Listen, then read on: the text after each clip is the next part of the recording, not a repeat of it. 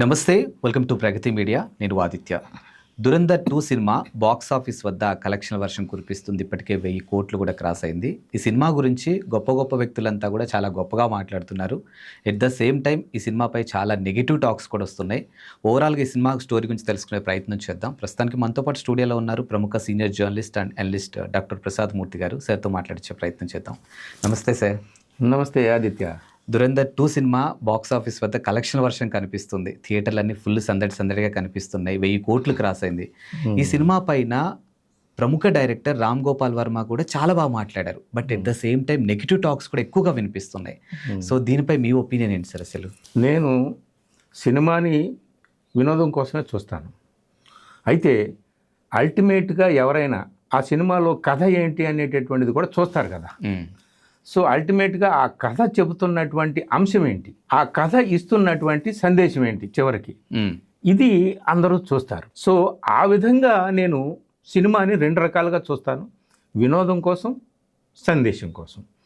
So వినోదం కోసం చూసినప్పుడు ఆ ఆస్పెక్ట్లో సాంకేతికంగా డైరెక్షన్ పరంగా అన్ని రకాలుగా సినిమా బాగుంది, గొప్పగా ఉంది, అందుకనే కలెక్షన్స్ వస్తున్నాయి. కానీ ఈ సినిమా ఇచ్చినటువంటి సందేశం చూస్తే ఇది ఈ దేశానికి అవసరమైన సందేశంలా అనిపించలేదు. ఈ దేశానికి, ఈ దేశంలో ఉన్నటువంటి కావలసినటువంటి సమగ్రత, సమైక్యత, సోదరభావం ఇట్లాంటి వాటిని దెబ్బతీసేదిగా ఉంది.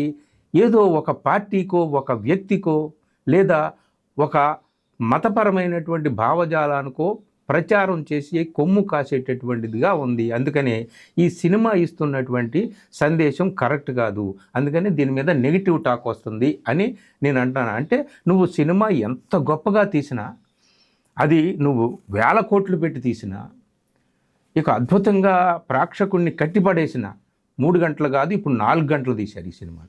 సో 8 గంటలైనా సరే ప్రేక్షకుడిని కట్టిపడేసేటట్టు తీసిన, సో అందరూ అది ఇస్తున్నటువంటి సందేశం దేశానికి హానికరమైంది, విద్వేషాన్ని పెంచేది, కేవలం ఒక పార్టీకి ప్రొపగాండాలా ఉండేది అయితే అది కరెక్ట్ కాదు అన్నమాట. ఈ ఓవరాల్గా ఈ సినిమా ఎలా ఉంది అంటే it's an add for a product అని అన్నాడు ఒక యూట్యూబరు లేదా ఇన్ఫ్లుయెన్సరు. అంటే ఒక ప్రోడక్ట్కి యాడ్ ఇస్తామే, అలాగా ఈ దేశంలో ఉన్న ఒక రాజకీయ పార్టీకి లేదా ఆ రాజకీయ పార్టీకి వెనకన ఉన్నటువంటి మతపరమైనటువంటి సంస్థలకి ప్రచారం లాగా ఈ సినిమా ఉంది అనేటటువంటిది అనిపించింది. అంటే ఇప్పుడు మీ మాటల్లో ఈ సినిమా ఒక ప్రాపగాండా అని మీరు చెప్తున్నారు.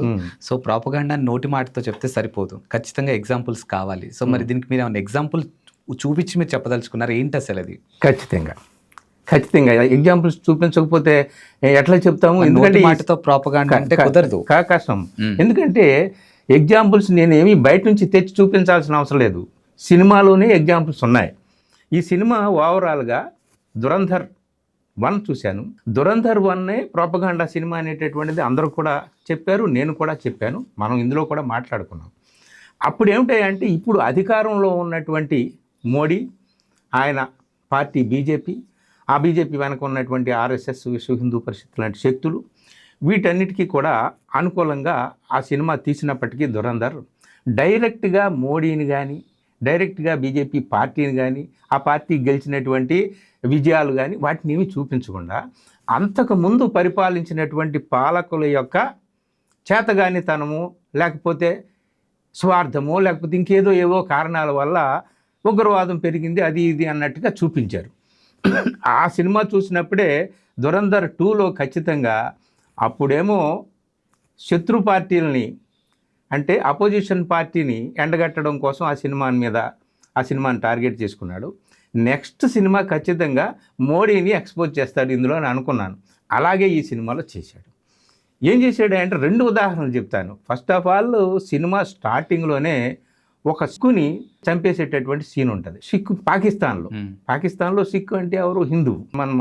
అంటే భారతీయుడు, హిందూ మతమో, సిక్కు మతమో ఏదైనప్పటికీ, జైన మతం ఏదైనప్పటికీ భారతీయులు మొత్తం ఓవరాల్గా హిందూ మతంలో భాగంగా చూస్తారు. ఆ సీన్ పెట్టకపోయినా పర్వాలేదు. అంటే అక్కడ ఒక మూడ్ సెట్ చేశాడనమాట సినిమా బిగినింగ్లోనే. అదిగో పాకిస్తాన్ మీద ఒక శత్రుభావాన్ని, మొత్తం ఓవరాల్ దేశం మీదే ఒక మనకు వాడు శత్రువు, మన దుష్మన్ అనేటటువంటి భావాన్ని క్రియేట్ చేసి, ఒక మూడ్ని క్రియేట్ చేసి సినిమాని స్టార్ట్ చేశాడు. ఆ తర్వాత 2-3 ఉదాహరణలే చెప్తాను. మోడీకి డైరెక్ట్గా భజన చేసినట్టు, ఇక మోడీని ఆకాశానికి ఎత్తేయడానికి సినిమా తీసినట్టుగా కనిపించింది. ఇది మొదట ధురంధర్లో మోడీ లేదు, మోడీ శత్రుపక్షాన్ని ఎండగట్టాడు. ఇప్పుడు డైరెక్ట్గా ధురంధర్ 2లో మోడీని తీసుకొచ్చాడు. అసలు దావూద్ ఇబ్రహీం ఉన్నాడు కదా, దావూద్ ఇబ్రహీం ఒక టెర్రరిస్టు. ఆ టెర్రరిస్ట్ నోట్ నుంచి ఒక మాట చెప్పించాడు ఈ సినిమాలో, ఈ జబ్ సే చాయ్ వాలా ఆయా హై హమ్ లోగోं में డర్ బడ్ గయా అంటాడు. చాయ్ వాలా అని ఎవరినంటాం చెప్పు? మన ప్రధాని నరేంద్ర మోడీని చాయ్ వాలా అని అంటారు కదా, ఆయనే చెప్పుకున్నాడు నేను చాయ్ అమ్ముకొని వచ్చిన వాడిని అది ఇది అని. కాబట్టి దావూద్ ఇబ్రహీం లాంటి వాడు శత్రువు, మన భారతదేశానికి ఉగ్రవాద గ్రూపులకి నాయకుడు లాంటి వాడు, అంత అండర్ గ్రౌండ్ డాను. ఆయనే ఈ చాయ్ వాలా వచ్చిన దగ్గర నుంచి మాకు భయం పట్టుకుందిరా బాబు అని. అంటే ఇది డైరెక్ట్ ఇక అసలు ఒక వ్యక్తిని తీసుకెళ్ళి ఆ పొజిషన్లో పెట్టడమే. అంటే హీరో మాకు దేవుడు మోడీ గారు అంటే అదొక రకం, హీరో అంటే ఎవడో ఇప్పుడు మనోడే అంటున్నాడే అని. కానీ మన శత్రువే మన నాయకుడిని పొగుడుతున్నాడంటే ఇక మన నాయకుడి లెవెల్ ఎలాగుంటుంది, అక్కడికి తీసుకెళ్ళిపోయాడు అనమాట. ఇది ఒక చిన్న ఉదాహరణ. ఇంకో ఉదాహరణ 2014లో మోడీ గారు ప్రధాని అయ్యాడు, భారతీయ జనతా పార్టీ ఘన విజయం సాధించింది. అప్పుడు జస్ట్ డైరెక్ట్గా ఆ క్లిప్ ఇస్తూనే ఈ సినిమా మొత్తం ఇది రియల్ స్టోరీ అంటూనే ఇది కల్పితం అని అంటూ ఉంటాడు, ఏదో డిస్క్లైమర్ వేస్తారు స్టార్టింగ్లో. అది సరే, రియల్గా అక్కడ మోడీని చూపిస్తూ ఉంటారు. అందులో అక్కడ చూపించినప్పుడు మోడీ విజయం సాధించినప్పుడు ఐఎస్ఐ వాడి పేరేంటి, మేజర్ ఇక్బాల్ ఐఎస్ఐ అధికారి, వాళ్ళ ఇంటికి వెళ్తాడు పాకిస్తాన్లో. వాళ్ళ ఇంటి దగ్గర వాళ్ళ నాన్నతో మాట్లాడుతూ సంభాషణ పెడతాడు. అరే నువ్వేంట్రా సరి మనకు అనుకూలమైన పార్టీ వస్తుందని చెప్పావు ఏంటి, అక్కడ ఏంటి అదేంటి వాళ్ళు గెలవడం ఏంటి, అమెరికా నుంచి డాలర్లు తీసుకెళ్ళి అక్కడ మీడియాకి పంచిపెట్టావు, అక్కడ అపోజిషన్ పార్టీలకు పంచిపెట్టావు, సోషలిస్ట్ అంటే ఇక్కడ సోషలిస్ట్ కమ్యూనిస్ట్ పార్టీలు ఉన్నాయి కదా వాళ్ళందరికీ పంచిపెట్టావు. ఏం చేసావు నువ్వు, ఏం కనకాన్ని సాధించావు? వాళ్ళ తండ్రి క్లాస్ పీకుతాడు. మేజర్ ఇక్బాల్ ఐఎస్ఐ అధికారి అనమాట, గూఢచారి సంస్థ అధికారి. సో ఇట్లాగా డైరెక్ట్గా చెప్పినటువంటి కొన్ని విషయాలు ఉన్నాయి. ఇంకోటి, అసలు అమెరికా నుంచి ఫండ్స్ వస్తే ఆ ఫండ్స్ ఎవరికి, ప్రతిపక్షాలకి అందినట్టు. ఎంత డైరెక్ట్గా చూడండి. అమెరికాలో ఈయన మోడీ గారు విజయం సాధించిన వెంటనే ఒబామా, అప్పుడు అక్కడ ప్రెసిడెంట్గా ఉన్నాడు ఒబామా, ఆయన్ని ఆహ్వానించాడు మోడీని. అసలు అమెరికా నుంచి అంతకుముందు ఎన్నికలకు ముందే 3 నెలల ముందే అక్కడికి సంబంధించినటువంటి విదేశాంగ మంత్రి ఎవరో ఒక లేడీ వచ్చి మోడీని కలుసుకోవడం ఇవన్నీ కూడా. తర్వాత ఇక ఐఎస్ఐ నుంచి ఏమి రూపాయలు వచ్చాయి ఏంటో, మనకి అక్కడ పాకిస్తాన్ నుంచి ఏం డబ్బు వచ్చిందో, డాలర్లు ఏమొచ్చిందో ఇదంతా కూడా. అంటే క్లియర్ కట్గా ఒక వ్యక్తిని అక్కడ తీసుకెళ్ళి ఉన్నత స్థానంలో కూర్చోబెట్టడం కోసం, ఫలానా దేశంలో ఉన్నవాళ్ళు ఫలానా దేశం అంతా కూడా మనకు శత్రు దేశం అని చెప్పేసి నిరూపించడం కోసం ఇట్లాంటి కొన్ని చిన్న చిన్న ఉదాహరణలే నేను మీకు చెప్పాను. చాలా ఉదాహరణలు ఉన్నాయన్నమాట. అంటే డైరెక్ట్గా అక్కడ వ్యక్తిని ప్రచారం కదా, ఇది ప్రచారమే కదా. ఇప్పుడు ఇది రియల్ స్టోరీ కాదు, అది కాదు, ఇది కొంచెం కల్పించాం అది ఇది అంటే కుదరదు. అక్కడ డైరెక్ట్ వ్యక్తిని చూపిస్తున్నారు. అంటే ఏంటి సార్ ఇప్పుడు ఓవరాల్గా ఈ సినిమాలో అబద్ధ ప్రచారాలు ఎక్కువ జరిగినాయి అంటారా? నేను 2 ఎగ్జాంపుల్స్ చెప్తానండి మీకు. అబద్ధమా నిజమా చెప్పండి. మనము డిమానిటైజేషన్ చూసాం కదా, మన దేశంలో పెద్ద నోట్ల రద్దు అనేటటువంటిది అర్ధరాత్రి. దేశంలో ఏం జరిగినా అర్ధరాత్రే జరుగుతాయి. స్వాతంత్రం వచ్చినా అర్ధరాత్రే వచ్చింది, మన స్వాతంత్రం పోయినా అర్ధరాత్రి పోతుంది. ఈ 2 ఉదాహరణలు చెప్తాను. ఒకటి ఆ పెద్ద నోట్ల రద్దు, డిమానిటైజేషన్. ఈ సినిమాలో ఏం చెప్పాడో చెప్పి అసలు డిమానిటైజేషన్ ఏం జరిగింది అనేది మళ్ళీ చెప్తాను మీకు. ఈ సినిమాలో ఏం చెప్పాడంటే దాదాపు 60,000 కోట్ల రూపాయలు భారతదేశానికి దొంగ నోట్లు ముద్రించి భారతదేశానికి పాకిస్తాన్ పంపించింది. ఏ సందర్భంగా? యూపీ ఎలక్షన్స్ సందర్భంగా. సో అప్పుడు అది పంపించింది. అది పంపించినటువంటి విషయము ప్రధానమంత్రి నరేంద్ర మోడీ గారికి తెలిసి అప్పుడు రాత్రి ఈయన మొత్తం పెద్ద నోట్లన్నింటినీ రద్దు చేసి పడేశాడు అని చెప్పినట్టు ఈ సినిమాలో జరిగినట్టుగా చూపించారు. అసలు జరిగింది ఏంటంటే మీకు కొన్ని లెక్కలు చెప్తాను. ఆర్బీఐ 60,000 కోట్లు వచ్చినాయి అని చెప్తున్నాడు ఆయన సినిమాలో. ఎవరు డైరెక్టర్? ఎవరు? ఆదిత్యధర్, ది గ్రేట్ మ్యాన్ అన్నమాట. ఒక మనిషి కోసం సినిమా తీసేసాడు 2 సినిమాలు. సరే, ఇప్పుడు 60,000 కోట్లు వచ్చినాయి అంటున్నాడుగా. మరి ఇప్పుడు ఏం చెప్తుంది ఆర్బీఐ 2017, 2018లో ఏం జరిగింది? పెద్ద నోట్లను రద్దు ఎన్ని చేశారు? 15.41 లక్షల కోట్ల రూపాయలు రద్దు చేశారు. రద్దు చేసినప్పుడు దొంగ నోట్లను అరికడతాం, అవినీతిని అరికడతాం, బ్లాక్ మనీని అరికడతాం అని చెప్పారు. సో 15.41 lakhs crores నోట్లు రద్దు చేస్తే ఆర్బీఐ లెక్కల ప్రకారం బ్యాంకులకి తిరిగి వచ్చిన ధనం ఎంతయ్యా అంటే 15.31 లక్షల కోట్లు. అంటే 99.3% వచ్చేసింది వెనక్కి. ఇంక ఎంత మిగిలింది? చాలా తక్కువ, 8.07% మిగిలింది కదా. మరి 60,000 కోట్లు వచ్చినాయి అని చెప్తారేంటి సినిమాలో? 60,000 కోట్లు వస్తే మరి డబ్బంతా మరి నువ్వు రద్దు చేసిన డబ్బంతా ఏంటి? అసలు ఇదేంటి ఈ గందరగోళం ఏంటి? కేవలం ఆర్బీఐ లెక్కల ప్రకారం 43 కోట్లు మాత్రమే ఫేక్ కరెన్సీని ఐడెంటిఫై చేసినట్టుగా చెప్పింది. సో మనకి ఇచ్చినటువంటి అధికారిక లెక్కలు ఆర్బీఐ లెక్కలు ఎలా ఉంటే, సినిమాలో మాత్రం డిమానిటైజేషన్ ఇప్పటికీ కూడా మన వాళ్ళందరూ కూడా విమర్శిస్తూ ఉంటారు. అది తప్పు అని. ఎందుకు తప్పు అంటే ఇండియన్ ఎకానమీ అంతా కూడా దాదాపు 3 points పడిపోయింది.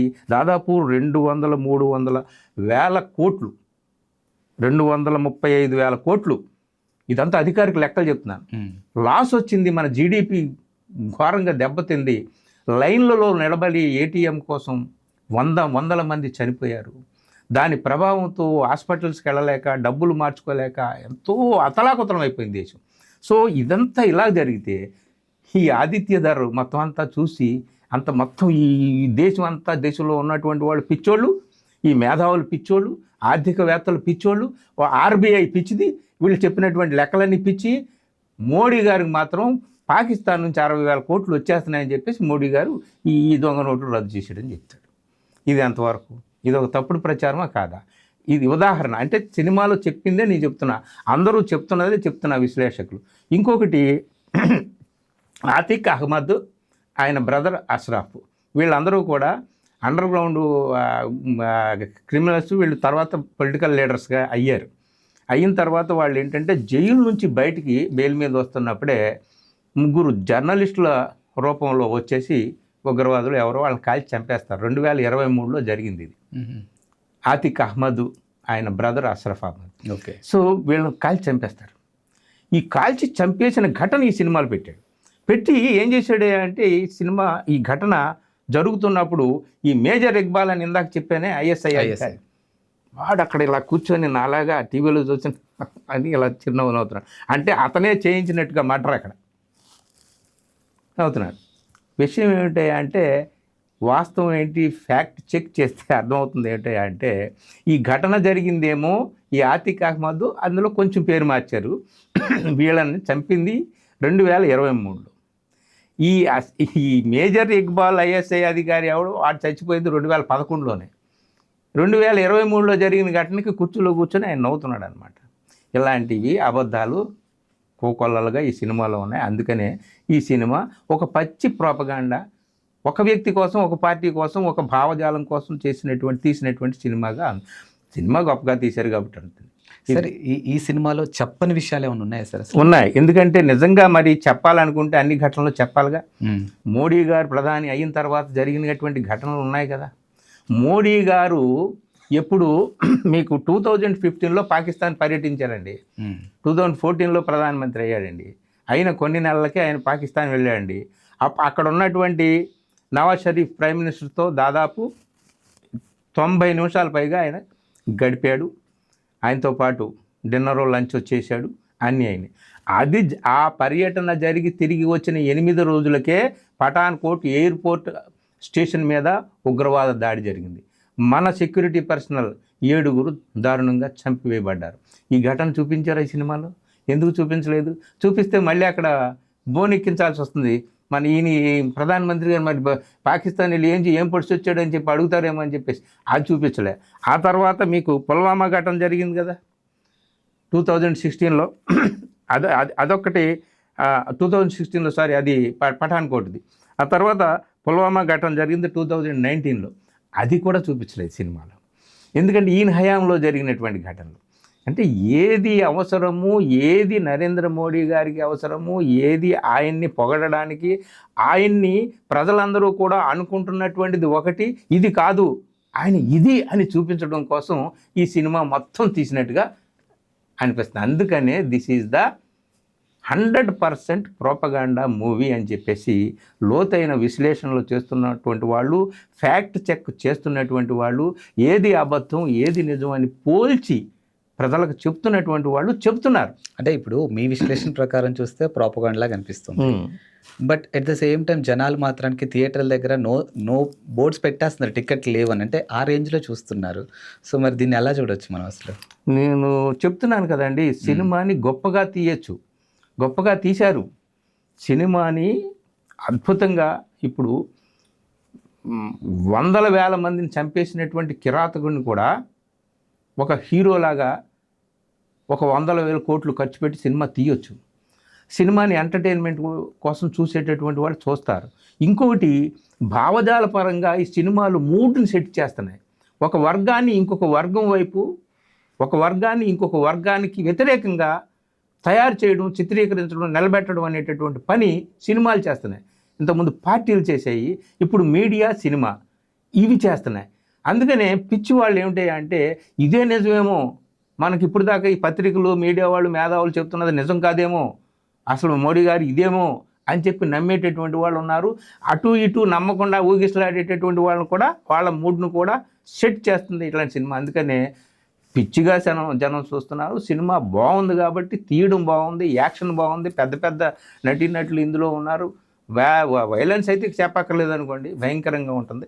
అవన్నీ ఉన్నాయి కాబట్టి సాంకేతికంగా, యాక్షన్ పరంగా, డైరెక్షన్ పరంగా, నిర్మాణంలో చూసుకుంటే అన్ని రకాలుగా చూసుకున్నా మెరుగుగా ఉంది. కాబట్టి సినిమాని అందరూ కూడా చూస్తున్నారు. కానీ నిజం తెలుసుకోవాలి. నేను చెప్పేది ఏంటి అంటే, నిజం వైపు మనం నిలబడాలి. అది ఎంత గొప్పదైనా సరే, ఎంత కళాత్మకంగా చెప్పినా సరే, సమాజానికి చెడు చేస్తుంది, సమాజానికి కీడు చేస్తుంది అంటే అది మంచిది కాదు.